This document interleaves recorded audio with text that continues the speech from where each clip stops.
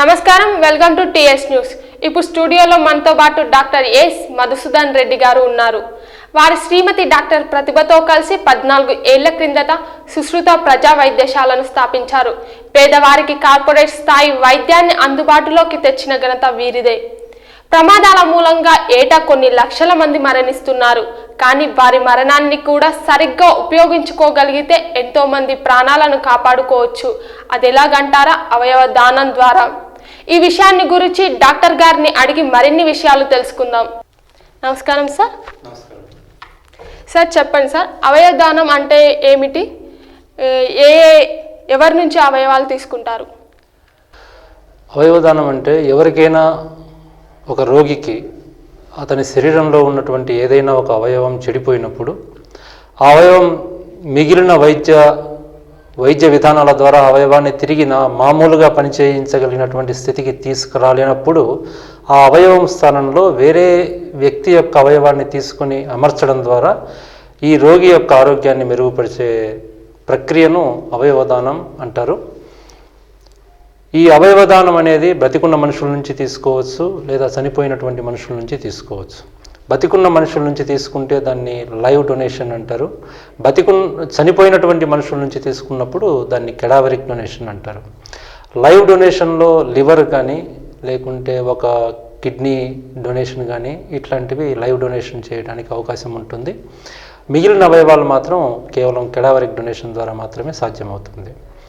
మనిషి ఏదైనా ప్రమాదవశాత్తు ఏదైనా రోడ్డు ప్రమాదంలో కానీ లేకుంటే ఏదైనా ఇతర అనారోగ్య రీత్యాల చనిపోయినప్పుడు ఆ చనిపోయినటువంటి వ్యక్తి పూర్తి స్థాయిలో చనిపోకుండా కేవలం బ్రెయిన్ డెత్ మాత్రమే అయినటువంటి స్థితిలో వైద్యులు దాన్ని కనుక్కుంటే ఆ బ్రెయిన్ డెత్ అయినటువంటి మనిషి యొక్క శరీరం నుంచి అవసరమైనటువంటి అవయవాలను తీసుకొని ఆ అవయవాలు అవసరం ఉన్నటువంటి ఇతర రోగులకు ఆ అవయవాలను అమర్చడం ద్వారా అనేక మంది ఇతర రోగులను ఆరోగ్యకరంగా వాళ్ళ జీవితాలని కొనసాగించడానికి అవకాశం ఉంది.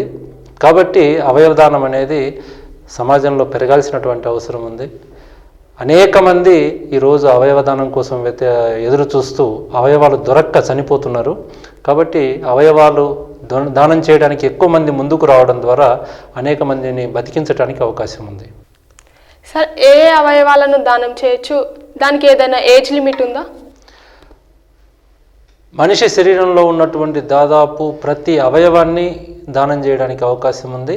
కానీ ఇప్పుడున్నటువంటి పరిస్థితుల్లో సాధారణంగా జరుగుతున్నటువంటి అవయవ దానాలు ప్రధానంగా మూత్రపిండాలు, కాలేయము, లివర్ అంటారు, గుండె, ఊపిరితిత్తులు, తరువాత కళ్ళల్లో కూడా కంటి మొత్తం భాగాన్ని తీసుకోరు. కేవలం కార్నియా అనేటువంటి నల్లగుడ్డును మాత్రమే తీసుకొని కార్నియా కోల్పోయినటువంటి వ్యక్తులకు, కార్నియా చెడిపోవడం ద్వారా కంటి చూపు పోయినటువంటి వ్యక్తులకు ఆ కార్నియాను అమర్చడం ద్వారా వాళ్ళ తిరిగి కంటి చూపును తీసుకురావడానికి అవకాశం ఉంటుంది.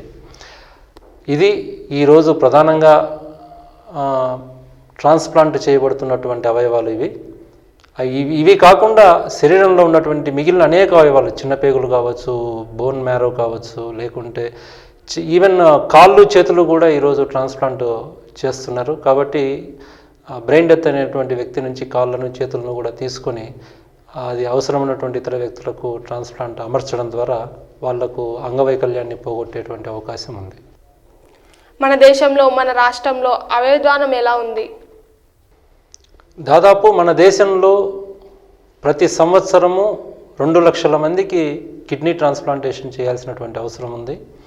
కిడ్నీలు చెడిపోయి వేరే దాతల నుంచి కిడ్నీలు అమర్చాల్సినటువంటి అవసరం ఉన్నటువంటి వాళ్ళ సంఖ్య దాదాపు 2 లక్షలు ఉన్నాయి. అట్లాగే లివర్ డొనేషన్ అవసరం ఉన్నటువంటి వాళ్ళ సంఖ్య దాదాపు 1,00,000 పైన సంవత్సరానికి ఉంటుంది. కానీ కిడ్నీ ట్రాన్స్ప్లాంటేషన్స్ జరుగుతున్నది కేవలం 7 నుంచి 10,000 లోపు మాత్రమే కిడ్నీ ట్రాన్స్ప్లాంటేషన్ సర్జరీస్ జరుగుతున్నాయి. అంటే 2 లక్షల్లో కేవలం 10,000 లోపు రోగులకు మాత్రమే కిడ్నీలను వేరే దాతల నుంచి తీసుకొని వాళ్ళకు కిడ్నీలను అమర్చడం జరుగుతుంది.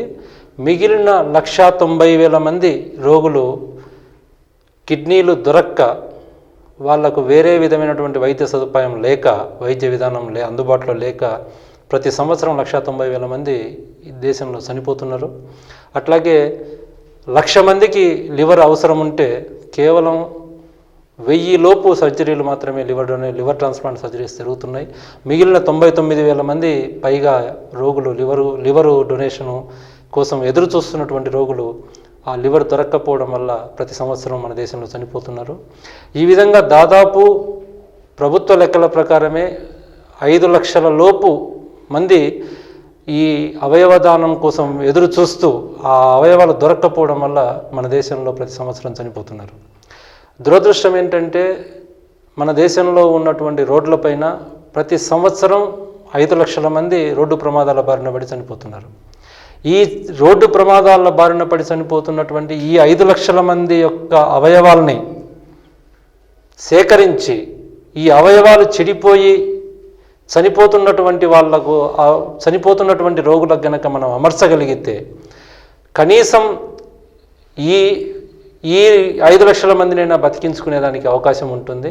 కానీ దురదృష్టవశాత్తు ఆ స్థాయిలో అవయవదానం మన దేశంలో జరగటం లేదు. మన దేశంలో ఆ స్థాయిలో జరగటం లేదు కాబట్టి రోడ్డు ప్రమాదాల బారిన పడి 5 లక్షల మంది చనిపోతున్నారు. అలాగే అవయవాలు చెడిపోయి మరో 5 లక్షల మంది మన దేశంలో ప్రతి సంవత్సరం చనిపోతున్నారు. సార్, ఇంకోటి బ్రెయిన్ డెత్ అంటే ఏమిటి, ఎలా నిర్ధారిస్తారు? బ్రెయిన్ డెత్ అంటే మనిషి చనిపోయినప్పుడు 2 రకాల డెత్తుల్ని శాస్త్రీయపరంగా చెప్తారు. ఒకటి బ్రెయిన్ డెత్. బ్రెయిన్ డెత్ అంటే మనిషిలో గుండె సక్రమంగా పనిచేస్తూ ఉంటుంది, గుండె కొట్టుకుంటూ ఉంటుంది, కానీ బ్రెయిన్ మాత్రం పనిచేయడం ఆగిపోతుంది. బ్రెయిన్ పనిచేయడం ఆగిపోయిన తర్వాత ఆ వ్యక్తి బతికే సమస్య లేదు ఇంకా.